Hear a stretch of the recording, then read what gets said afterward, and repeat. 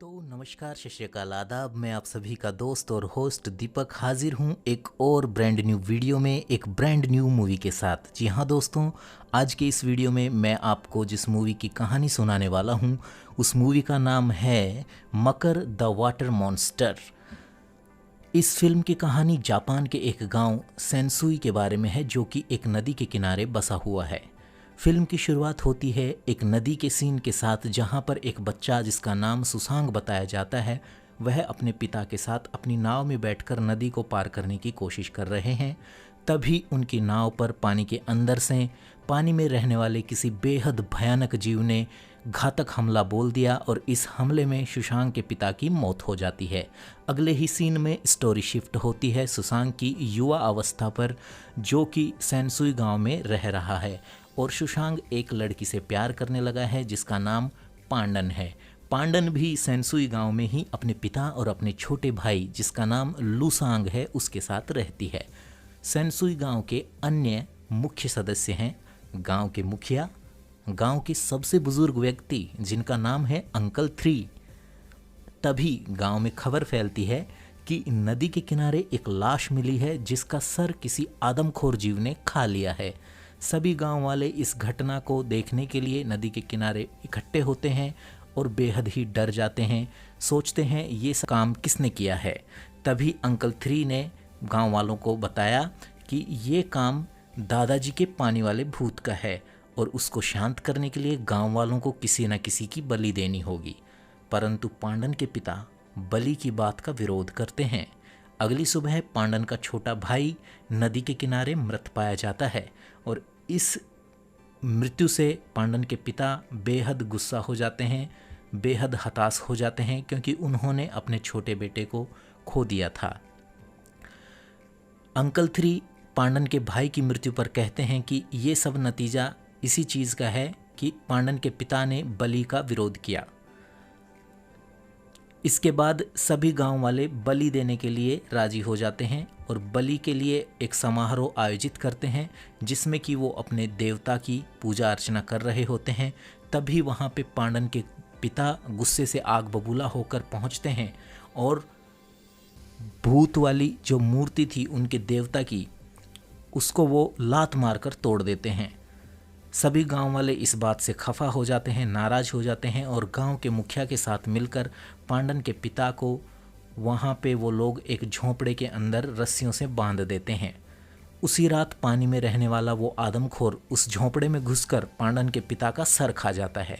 अगली सुबह पांडन के पिता की मौत की खबर पूरे गाँव में जंगल की आग की तरह फैल जाती है।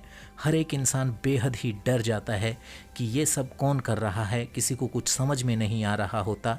तभी अंकल 3 कहते हैं कि पांडन के पिता ने बलि का विरोध किया था, इसलिए उनके साथ ये सब हुआ और अब पांडन को बलि देनी होगी, यानी कि पांडन को बलि का बकरा बनाया जाता है। इस बात का विरोध करता है सुशांग, लेकिन सुशांग के लाख मना करने पर भी पांडन जो है बलि देने के लिए तैयार हो जाती है। पांडन खुद की बलि के लिए राजी इसलिए होती है क्योंकि उसने अपने पिता और भाई को खो दिया था, अब उसके पास खोने को कुछ भी नहीं था। इस पर सुसांग उस आदमखोर को मारने के लिए अपने चचेरे भाई के पास जाता है और उसके पास जो वारशिप था उसको रिपेयर करके नदी में जाकर आदमखोर को पानी से बाहर आने के लिए ललकारता है और फिर सबकी आंखें फटी की फटी रह जाती हैं, क्योंकि कुछ ही देर बाद वो भयानक खूनी दरिंदा सभी की आंखों के सामने था।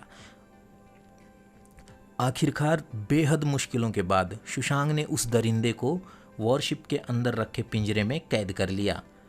सभी की आंखों में खुशी थी कि चलो इस भयानक आफत से अब छुटकारा मिलेगा। सभी लोग इकट्ठा हो गए, गांव के मुखिया भी, अंकल 3 भी। लेकिन सब लोगों का एक विचार था कि अब इसके साथ क्या किया जाए। तभी सुशांग ने कहा कि इस दरिंदे को जला देना चाहिए, लेकिन अंकल 3 ने इस बात का विरोध किया। वो कहते थे कि दादाजी के भूत के साथ ऐसा करना श्राप होगा। काफ़ी बहस के बाद गांव के मुखिया बीच में आते हैं और कहते हैं कि इसका क्या करना है सुबह देख लेंगे, फिलहाल सभी मिलकर जश्न करते हैं। सभी बीड़ लोग दारू पार्टी करने लगते हैं और टल्ली होकर सो जाते हैं। तभी उसी रात वो आदमखोर पिंजरे से ना जाने किस तरीके से बाहर निकला और सभी के सर खाकर फरार हो जाता है। लेकिन इस हमले में सुशांत पांडन और 2-4 लोगों को छोड़कर सब मारे जाते हैं। अगली सुबह ये नज़ारा देखकर सभी लोग हैरान परेशान थे, किसी के कुछ समझ में नहीं आ रहा था ये सब कैसे हुआ, क्यों हुआ। फिर सुशांत ने मन बनाया, एक बार फिर से वो वारशिप पर सवार होकर नदी में जाता है, उस खूनी दरिंदे को पानी से बाहर निकलने को बुलाता है, खूनी दरिंदे को ललकारता है, खूनी दरिंदा बाहर आता है। लेकिन इस बार सुशांत बिल्कुल चूकता नहीं है और ऑन द स्पॉट उस खूनी दरिंदे को नदी में घुसकर उसका सर कलम कर देता है। और इस तरीके से इस कहानी का अंत होता है। तो कैसी लगी आपको ये फ़िल्म, कमेंट करके ज़रूर बताइएगा। इस फिल्म को एक लाइक ज़रूर दीजिएगा और अगली धांसू फिल्म देखने के लिए चैनल को सब्सक्राइब करने के साथ साथ घंटी के निशान को ऑल पर सेट कर लीजिएगा, ताकि जैसे ही मैं अगली फिल्म अपलोड करूं तो आप लोगों के मोबाइल की घंटी भी बजे और आप आने वाली लेटेस्ट फिल्म का पूरा मज़ा ले पाएँ, वो भी बिल्कुल मुफ्त में। See ya in the next movie, till then do take very good care of yourself. Good bye.